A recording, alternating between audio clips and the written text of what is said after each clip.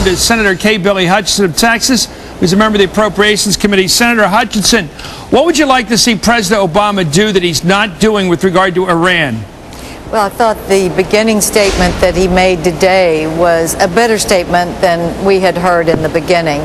Basically, Chris, we have Great Britain, we have France, we have Germany stepping up and saying peaceful protests should be allowed in Iran. I mean, everyone is speaking with a very bold voice, and I think America, which is the beacon of freedom to the world, should not be timid in a situation like this. Do you think we have credibility when it comes to democracy in Iran, having stifled it back in the 50s, having supported Iraq against Iran? Do you think that we're credible when we argue we really want the people's will to win out in Iran? I think the image of the American people is always that we stand for democracy, and yes, we have credibility. In Iran? Always. Everywhere. In Iran? Well, yes. I mean, have we made mistakes there? Yes. Did we get involved probably too heavily? Yes. But that doesn't mean that we don't have credibility standing up for people being killed on the street protesting an election where they feel that their voices were not heard. Well, do you think we should get involved in telling them what to do in terms of another election or anything like that? Well, no, I don't think it's our place to tell them what to do, except to stand in solidarity with people who are fighting for freedom. I would say that maybe some of the freedom-loving countries could come together and suggest to mullahs what might be a way out of this that would show a concern for the people of that country. But no, it isn't our place to tell them what to do, except to say these are human beings. They are trying to peacefully protest, and it has been turned into a crackdown that is killing people. Are you worried at all about us facing a terrible situation where we have to choose between supporting an Israeli strike or joining an Israeli strike on Iran's nuclear facilities or letting them have a nuclear weapon? Are you worried about that down the road? Oh, of course. I think that would be a terrible situation where we would have a weapon that is there, a nuclear weapon. But I will say, Chris, that I would not shy away from trying to destroy a nuclear weapon that might be used to destroy Israel or some other country in the area, or be in some way having exports of nuclear power somewhere else. It would be a terrible thing.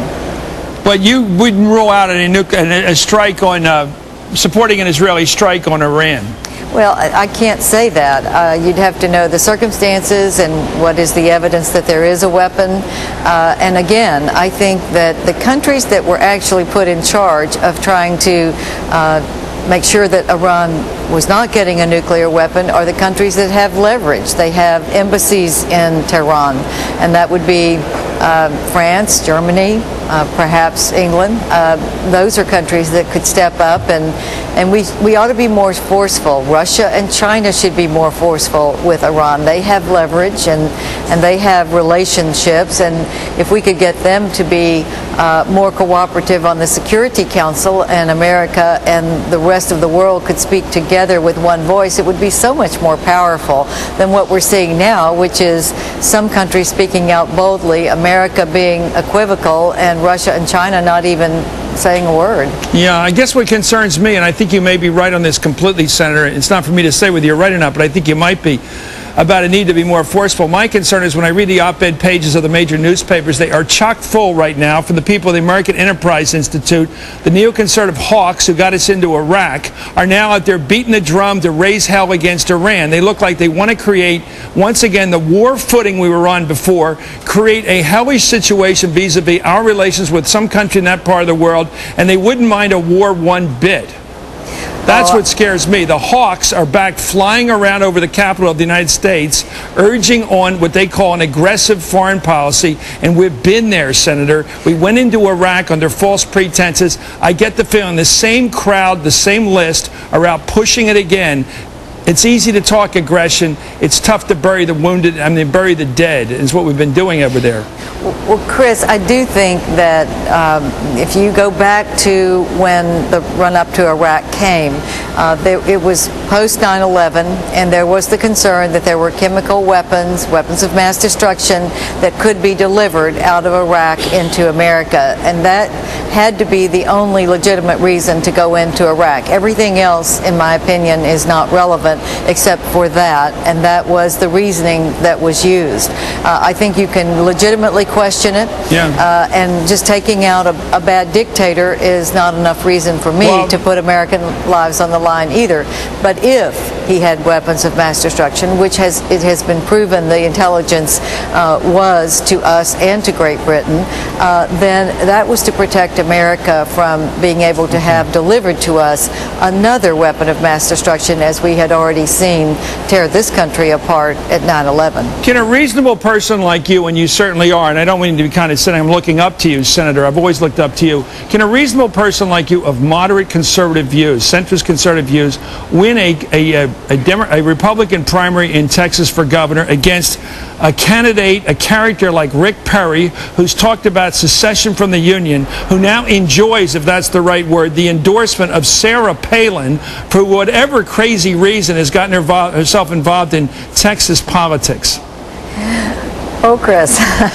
I'm asking you a double question. A secessionist who has the support of Sarah Palin, can you beat somebody with those attractive features? Yes. Well, no, I'm not mentioning or talking about Sarah Palin, but I'm talking about running for governor of Texas. And I do think it is so important that we send out the message that Ronald Reagan sent out.